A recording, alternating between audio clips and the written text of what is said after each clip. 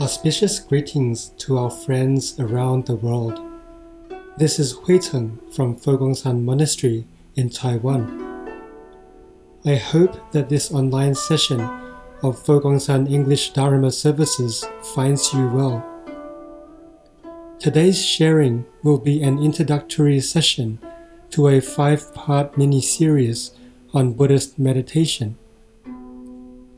This series will provide a detailed and comprehensive guide to the holistic practice of meditation within the Threefold Training framework of morality, meditation, and wisdom, in the hopes of providing practical advice on how meditation should be practiced in everyday life, as well as how to deepen the practice for spiritual growth. In recent years, the benefits of meditation have been widely documented in the West, and many people have experienced firsthand the life-changing benefits of this ancient practice.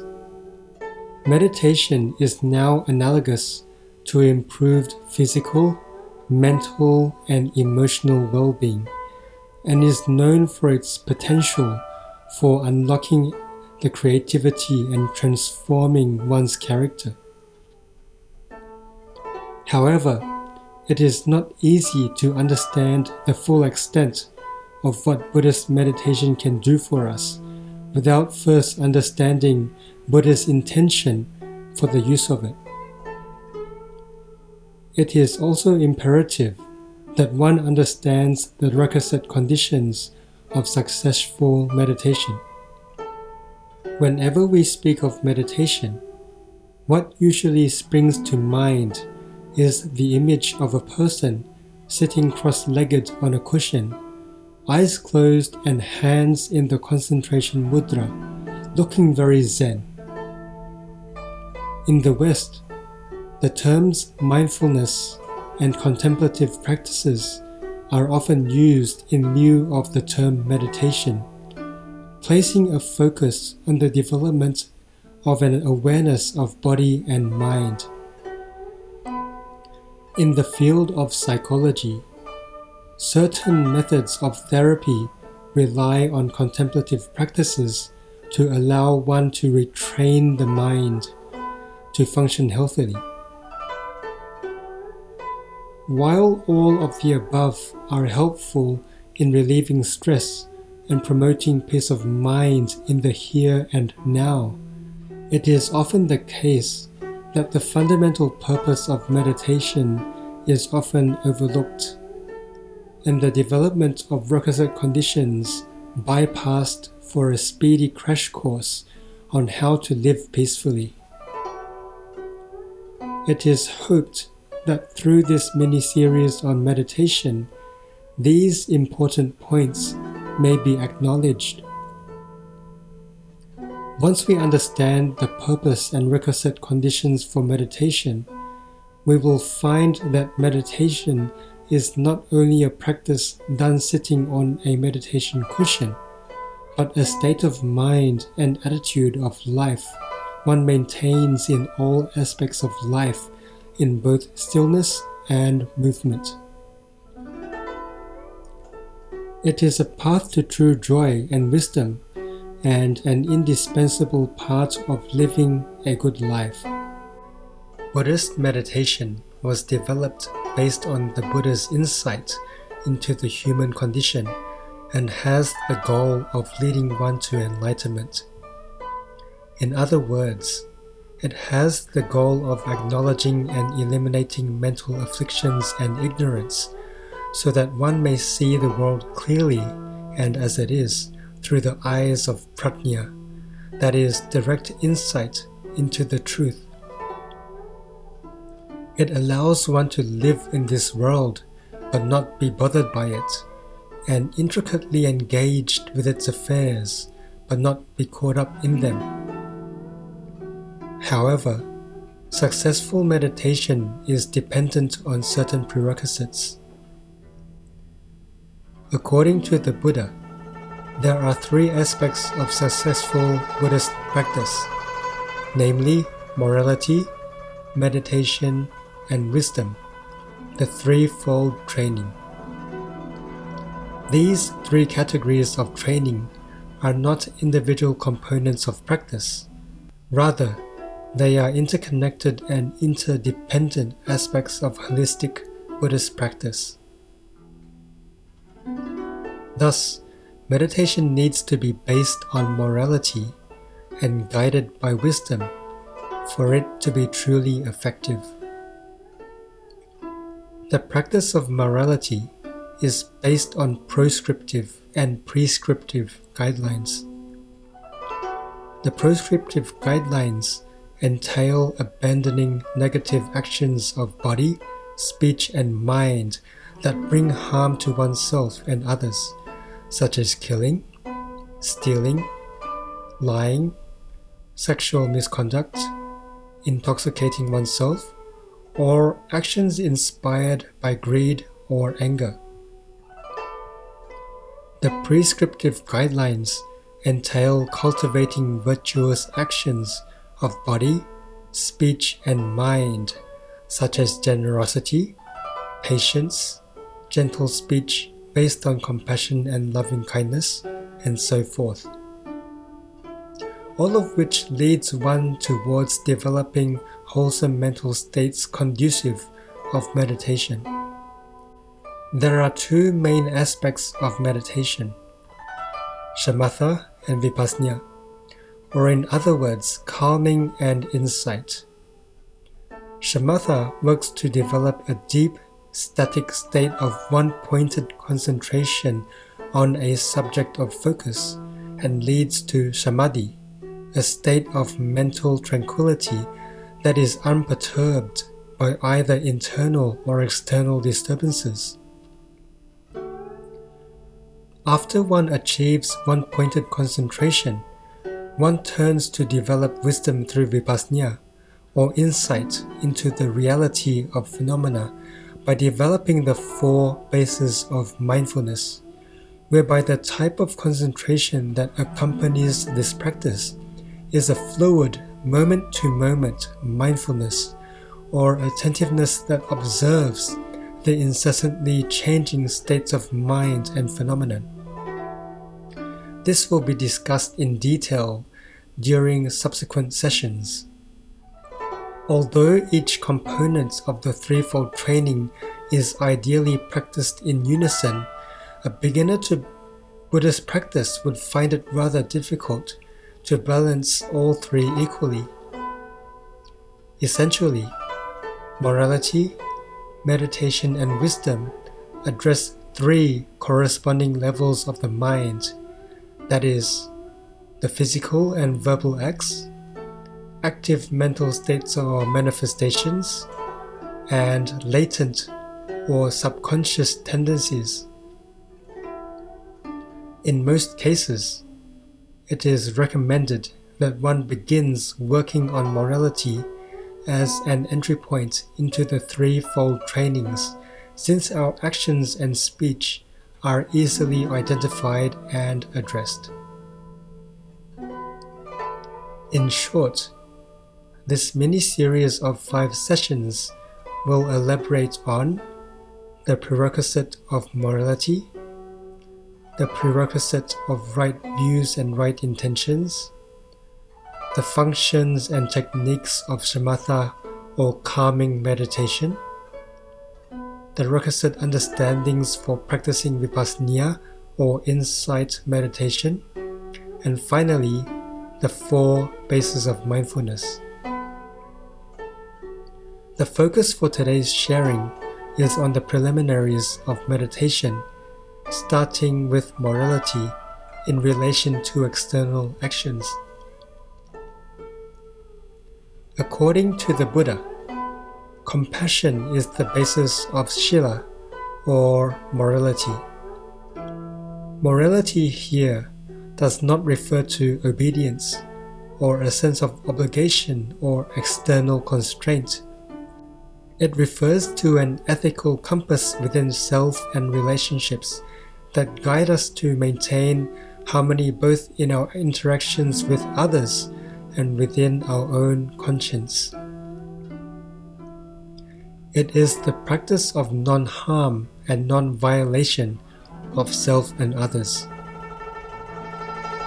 It can also refer to intentional behavioral discipline, virtue, or ethics, according to one's commitment to the Buddhist path of awakening.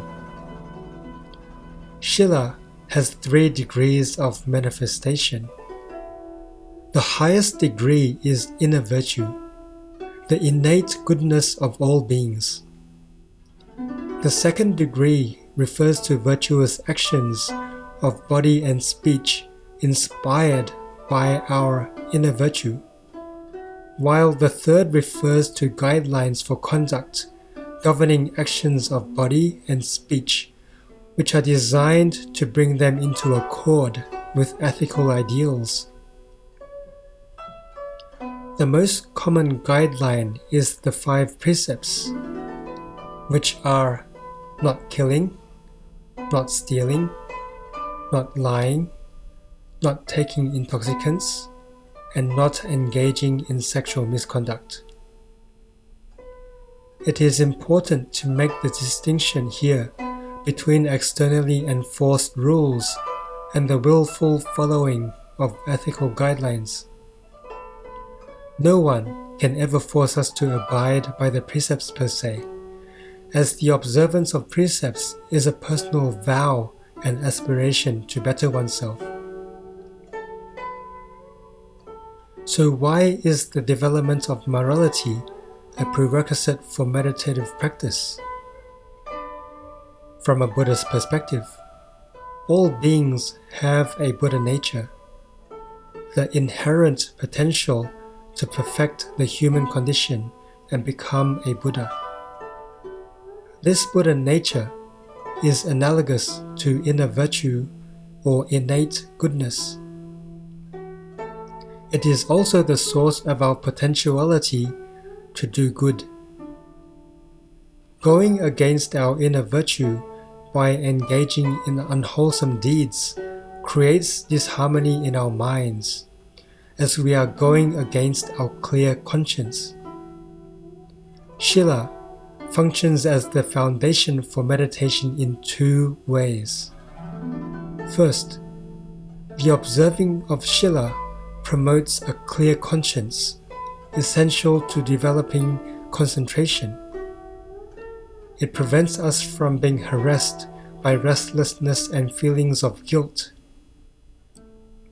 Secondly, observing the precepts and engaging in virtuous actions of body and speech unifies the mind and prevents us from being caught up in a crossfire of incompatible motives disruptive of the meditative frame of mind.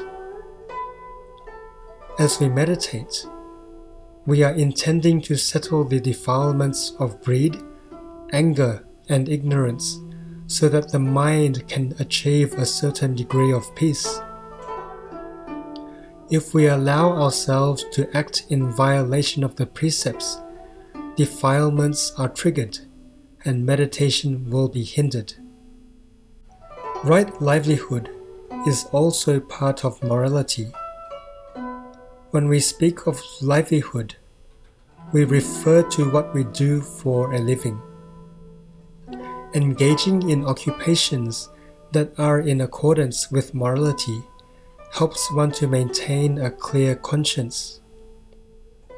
This is helpful for maintaining peace of mind. More importantly, right livelihood also refers to our lifestyle, or how we organize our lives. Venerable Master reminds that part of right livelihood is having well-disciplined habits, such as getting an adequate amount of sleep, food, and exercise. Right livelihood not only promotes efficiency and health, it also enables us to have a joyous family life and a stable society. The right amount of sleep varies between individuals. Some require 6 hours, some 7, and some even 8. Modern research suggests that a good amount of sleep is between 7 to 9 hours for most, with children and adolescents requiring more than those who are over the age of 64, per se. With regular meditation, one may start to feel that less sleep is needed. Too much sleep blocks the body's energy channels, while lack of sleep leads to tiredness and drowsiness. Sleeping early and rising early is best. The correct amount of food and the right foods affect the quality of meditation. Avoid overly oily, salty, sweet, sour, or spicy foods that overly stimulate our senses. Overconsumption of processed foods and meat have a negative impact on our metabolism. It takes much longer for our digestive system to process such foods and may cause our bodies to feel lethargic. Instead, opt for a fiber-rich vegetarian diet of fresh fruits, whole grain cereals, legumes, soy products, and vegetables to maintain lightness of body and mind. Allow at least 1 to 2 hours after meals before sitting meditation sessions so that your body has enough time to digest. Moderate exercise is vital to keeping the body in shape. Yoga postures are beneficial in keeping the muscles and joints flexible while regulating the energy channels within the body. Gentle physical exertion and cardio workout through sports or simply walking helps maintain healthy circulation and promotes healthy cardiovascular function.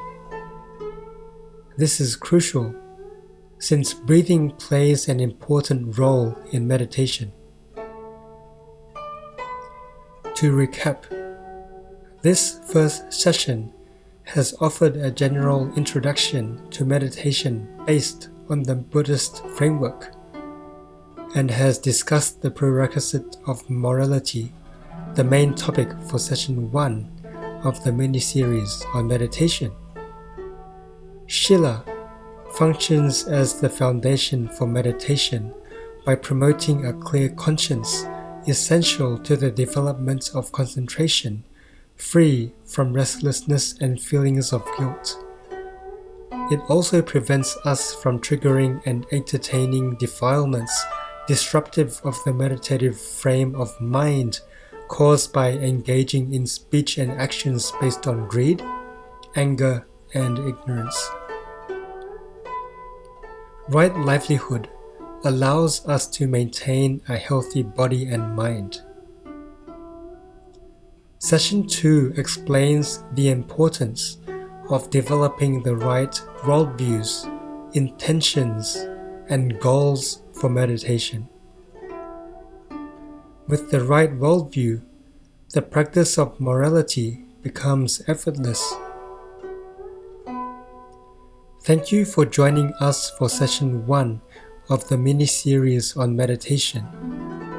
If you find this Dharma service beneficial to your practice, please subscribe to the Guang English Dharma Services YouTube channel and share it with your friends. May the merits of this session bless you with the conditions conducive of right meditation and wisdom. See you next week. Amitofo.